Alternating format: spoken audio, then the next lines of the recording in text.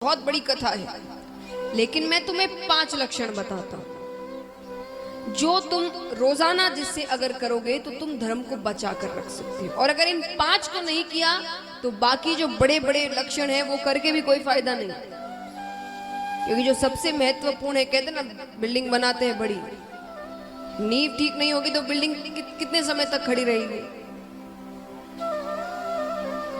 तो जो 5 लक्षण है वो अगर नहीं किया तो बड़े बड़े लक्षण करने का कोई फायदा नहीं। तो 5 लक्षण क्या है? पहला लक्षण सत्य। सत्य की राह कभी मत छोड़ो।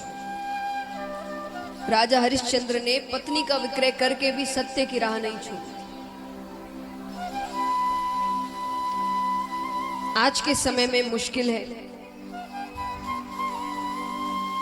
लेकिन फिर भी जहां झूठ बोलने की जरूरत नहीं है वहां झूठ मत बोलिए।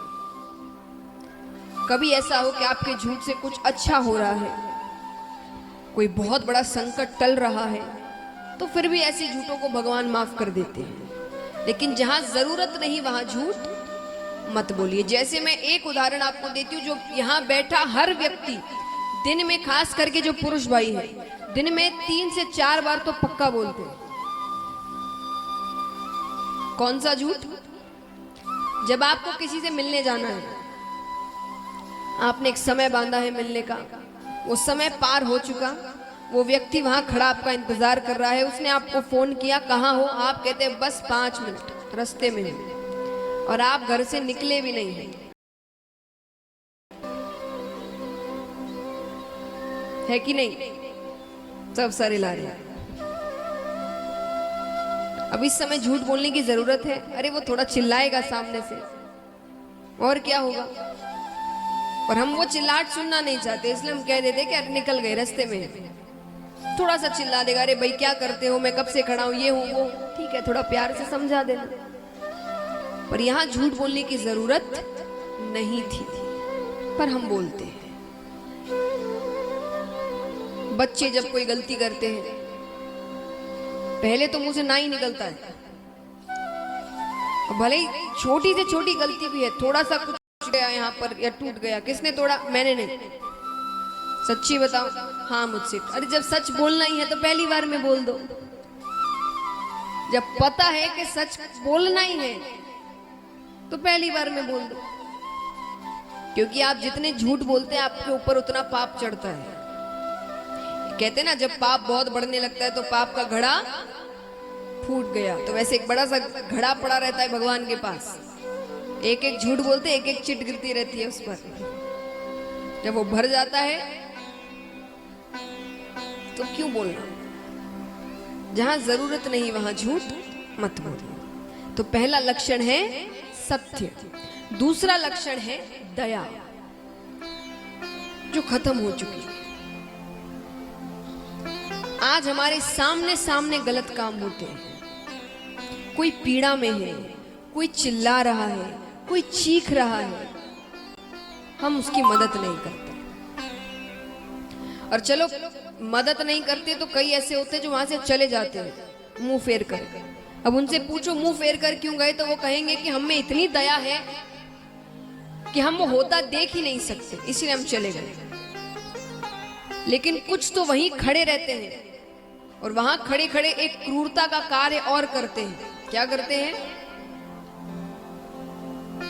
बताइए? हम सभी करते हैं। यहाँ पर वीडियो बनाते हैं, कोई पीड़ा में है, किसी को कितनी तकलीफ हो रही है, और हम वहां खड़े होकर उसका वीडियो बना रहे हैं। कहाँ है दया, इंसानियत? हमसे अच्छे पशु हैं।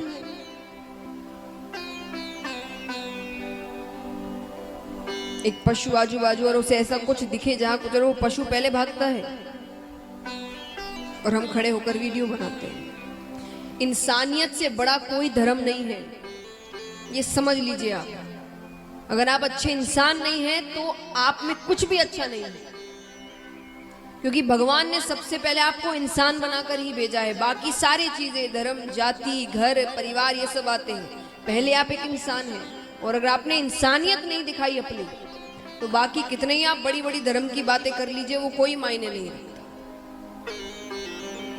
और जिसमें दया नहीं, वो फिर कैसा इंसान है? मैं आपसे ये नहीं कहती कि आप अपनी जान को जोखिम में डालकर मदद करिए, नहीं, अपनी जान सबको प्यारी, लेकिन जहां आपका सिर्फ एक आवाज उठाना, मान लीजिए आप सामने देख रहे हैं कुछ ऐसी हरकत हो रही है जो आपको पता है कि अगर आपने एक आवाज उठाई तो वो शांत हो जाएगा, वहां कुछ नहीं होगा, सिर्फ किसी बड़े या किसी बुजुर्ग या किसी अच्छे व्यक्ति की आवाज उठाने की देर है वहां। लेकिन हम क्या करते हैं? हमें क्या करना है? हमारे साथ थोड़ी हो रहा है। कहते ना, एक बहुत ही अच्छी बात है ये, स्वच्छता के ऊपर ही कहते, पर ये भी आप पर ही निर्भर होगा। जैसे मान लीजिए आप अपना घर बड़ा साफ रखते हैं पर आजू बाजू गंदगी रखते हैं, तो वो गंदगी आपके घर तक तो पहुंचेगी, बीमारियां आपके घर भी पहुंचेगी। अगर प्रिय भक्तों, दीदी ने जो भी समझाया हो वो अपने जीवन में ज़रूर उतारे, और अच्छा लगा हो तो हमें सब्सक्राइब और लाइक ज़रूर करें।